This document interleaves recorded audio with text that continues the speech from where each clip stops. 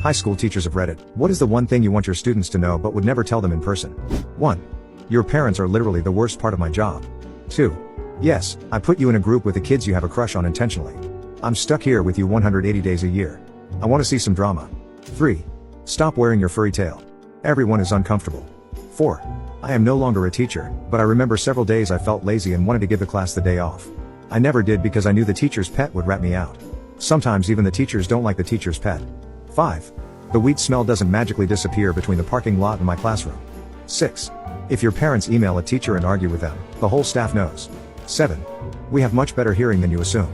We just choose our battles when it comes to inappropriate comments. And sometimes I pretend not to see that thing you did because I found it humorous, and talking to you about it would only result in me cracking up. 8. If I know your name by the 3rd day of the school year, that means you're probably an asshole. 9.